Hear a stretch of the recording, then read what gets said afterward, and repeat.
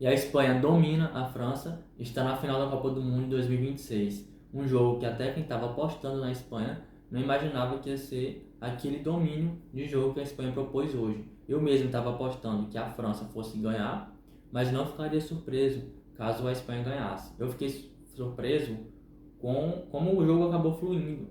Esse domínio da Espanha, a Espanha realmente, como estava dizendo o povo, é a criptonita da França. Eu estava até com receio de falar isso porque nos últimos dois confrontos a Espanha acabou ganhando da França, só que a França vem sendo a melhor seleção da Copa, vinha sendo a melhor seleção da Copa, então eu estava até com o pé atrás de falar isso. Só que depois desse jogo não tem como discordar. Realmente a Espanha é a criptonita da França. E antes da gente falar sobre o jogo, vamos falar sobre esse confronto aqui de Yamal contra Mbappé. Um confronto que estava todo mundo aguardando, estava todo mundo falando. Como é que os dois chegaram para esse jogo? O Mbappé chegou com 8 gols nessa Copa, empatado na artilharia com o Messi, e chegou com 20 gols ao todo em Copas do Mundo. O Messi com 21 e o Mbappé com 20. Ou seja, o Mbappé chegou com a possibilidade de ainda hoje se tornar o maior artilheiro da história das Copas. Só que o Mbappé acabou não jogando bem, não fez muita coisa. O Yamal também não fez uma grande partida, jogou para esse jogo com apenas um gol nessa Copa, marcado na segunda rodada contra a Arábia Saudita. E o Yamal não fez uma grande partida, só que a seleção dele saiu com a vitória, então não há que ninguém reclamar. E antes do jogo, o Yamal fez essa postagem no story dele. Para quem não sabe o contexto, foi na Liga das Nações do ano passado, que a Espanha meteu 5-4 na França. O Yamal fez gol e aqui está a comemoração de um gol dele. E o Yamal já tinha falado que se a França tivesse que temer alguém, teria que ser a Espanha, que a França não era favorita, até porque tinham perdido para eles já recentemente. O Yamal falou muito antes da partida. Se a Espanha tivesse sido perdida, ele tinha que aguentar, porque o pessoal ia zoar ele demais. Só que acabou dando certo, né? Eles acabaram saindo com a vitória. E antes de falar sobre o jogo, vamos falar aqui sobre as escalações das equipes. A França veio com um quarteto defensivo que todo mundo já esperava, com Dedinho nas laterais, Saliba e Upamecano na zaga, amanhã no gol, e o Tchouaméni voltando à vaga titular. O Tchouaméni que não jogou o jogo passado contra o Marrocos, porque estava com desconforto muscular, jogou o Koné jogou muito bem contra o Marrocos. Até imaginei que o Koné poderia ser titular hoje, só que o Tchouaméni é um dos homens de confiança do Deschamps, né? E o Barcola tomou a vaga do Doué. Eu imaginava que o Doué fosse jogar titular, porque o Doué jogou muito bem o jogo passado contra o Marrocos, só o treinador optou pelo Barcola. E o resto, no meio, o Olise, no caso o Olise é o meia, Dembélé ponta direita, o Mbappé de centroavante. O Olise na seleção faz a posição de meia, né, diferente do Bayern Munique, que ele joga de ponta direita. Mas ele joga tão bem quanto nas duas posições. Já a Espanha, a escalação todo mundo já esperava mesmo. Tinha uma dúvida se quem jogaria era o Pedro ou o Fábio Ruiz. O Pedro foi pro banco mesmo, não vem fazendo a grande Copa. O Fábio Ruiz jogou titular jogo passado, jogou bem, inclusive, até marcou gol. Hoje jogou até melhor, fez uma grande partida o Fábio Ruiz, dos melhores do jogo, né? A zaga com o Cucurella, Pedro Porro, para mim são os melhores laterais da Copa. Com o Bacilo Laporte, o Unai Simon no gol, para mim tinha que ser o Raya, mas o Unai Simon é um homem de confiança do treinador. E no ataque, Lamine Yamal, Oyarzabal, Baena. E os volantes, Rodri e Fábio Ruiz, Dani Olmo, ali de meia, fez uma grande partida, o meio de campo da Espanha. O Nico Williams, que ainda não é titular, porque se lesionou durante a Copa, já estava se recuperando de lesão, se lesionou de novo. E o Baena tá jogando ali, o Nico Williams é melhor, só que como o Nico Williams não tá com tanto ritmo de jogo, o treinador opta pelo Baena. O Baena vem fazendo uma boa Copa, mas o Nico Williams ainda é melhor que ele na minha visão. E o jogo começou com o Espanha tendo mais a posse de bola e tudo mais, e teve esse pênalti do Digne em cima do Yamal. O Digne foi todo doido com esse lance, fez o pênalti no Yamal, o pênalti cobrado pelo Oyarzabal, e o Oyarzabal, difícil pronunciar o nome, fez o gol. Ele tem esses números pela seleção: 60 jogos, 30 gols e 12 assistências. São números excelentes. Ele que não é um jogador tão midiático, mas é um excelente jogador, merecia ser mais valorizado. Ele que joga ali na posição de falso 9, se movimenta bastante, ele vem pro meio receber, um jogador bem móvel, bastante interessante e um ótimo jogador.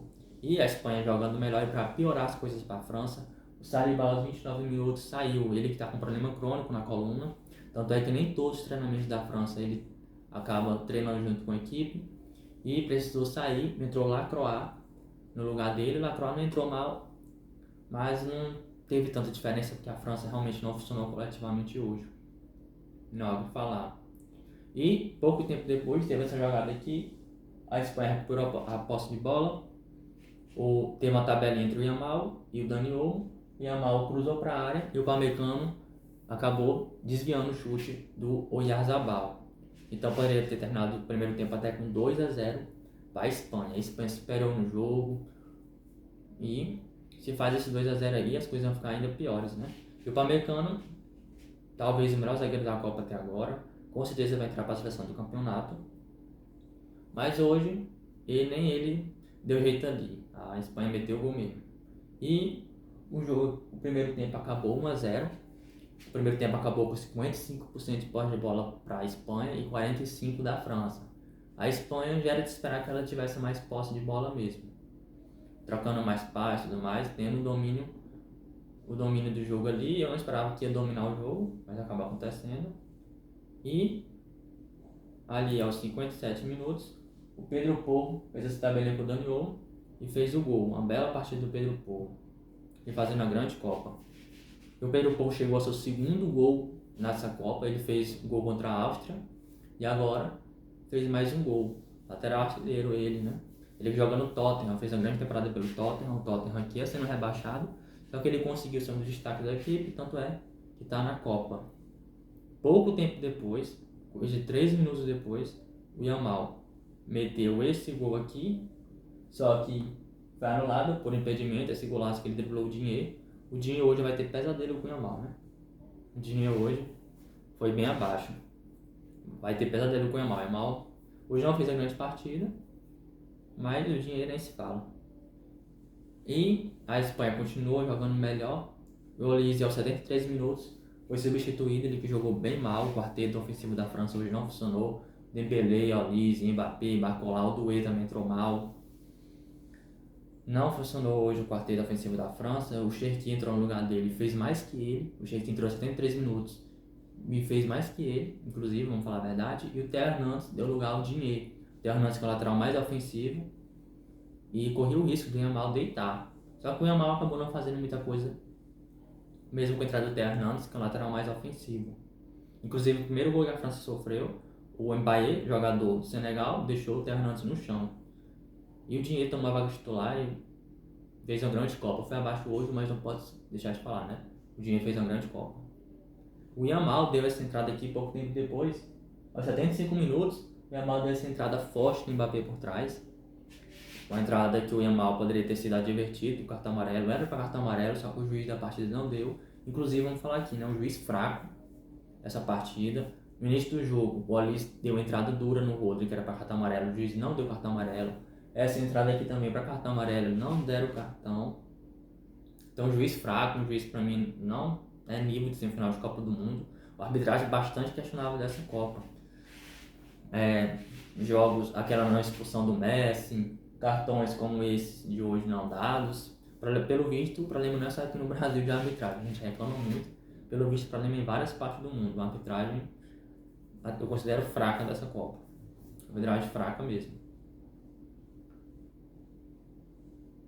E pouco tempo depois, o Doué teve essa chance de botar fogo no jogo, sem o goleiro Unai Simon fora do gol. Ele chuta em cima do Unai Simon, acho que é o Unai Simon que fala, né? O Unai Simon conseguiu defender.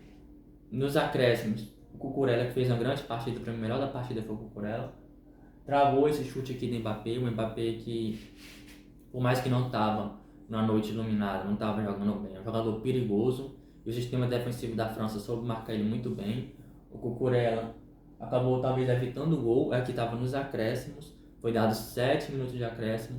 Se o Mbappé faz esse gol, foi no início dos acréscimos. A França tinha mais 6 minutos para poder empatar. Só que acabou não acontecendo o gol do Mbappé. Se tivesse acontecido esse gol aqui, não duvido dele ter feito outro, igual ele fez na final contra a Argentina na Copa passada. Que esse aí, quando começa a fazer gol, não para mais não. E o jogo acabou com o Pedro Porro, como eu já falei, sendo eleito o melhor da partida. Pra mim, como eu disse, foi o Cucurella, mas não vou reclamar aqui. Ele jogou muito bem, fez até gol. E alguns números da partida. Chutes, 14 da França contra 10 da Espanha. 2 chutes ao gol da seleção espanhola contra 4 da França. O que mostra que a França hoje não foi muito efetiva. A Espanha teve mais competência. Logo essa França, e tem um ataque poderoso desse hoje. Não conseguiram ser competentes. Posse de bola 50% para a Espanha contra 49% da França. Quem vê esses números e não viu o jogo, pensa outra coisa do jogo. Quem viu o jogo sabe que foi um domínio da Espanha. Esses números enganam, por isso que a gente não pode basear futebol só em número. Aqui são só alguns de estatística pra gente ver um pouco dos dados do jogo, mas não quer dizer tanta coisa, né? Vamos ser sinceros. O que adianta ter mais chutes se não faz o gol? E a Espanha chegou à maior sequência invicta da história do futebol de seleções. São 37 partidas sem perder. É um número muito foda aí para a seleção espanhola. A última derrota deles foi para a Colômbia, um amistoso em 2023. Gol do Munhoz. A Colômbia que já foi eliminada da Copa. Eu estava torcendo pela Colômbia, para ser sincero, só que a Colômbia já foi eliminada dessa Copa. E a Espanha chega para essa final com a melhor defesa do campeonato. Eles sofreram apenas 2 gols. Sofreu só um gol, pra falar a verdade, foi mal. Sofreu só um gol, que foi pra Bélgica. Então a Espanha pode ser campeã sofrendo só um gol. Vai que ganha sofrendo só um gol. É uma campanha histórica. Esse time que é muito bom. Vamos ver quem vai pegar na final. A França me decepcionou hoje. Mas eu não sou francês, então foda-se, né? E vamos ver quem a Espanha vai pegar na final. Amanhã tem Inglaterra e Argentina. É difícil apontar favorito para esse jogo de amanhã. Mas eu acredito que a Inglaterra está jogando melhor. Só que é semifinal de Copa. A Argentina pode chegar e ganhar. Tem o fator do Messi também. A Inglaterra pode ganhar. Então vamos ver como é que vai desenrolar, né? Independente de qualquer coisa, vai ser uma grande final. Espanha-Inglaterra ou Espanha-Argentina. E é isso. Comente aí o que você está achando dessa Copa do Mundo. Quem é que você acha que é o favorito para ganhar a Copa. E é isso. Tamo junto, não esquece de curtir, compartilhar com seus amigos, seus parentes, se for possível, para dar uma força aí. E tamo junto.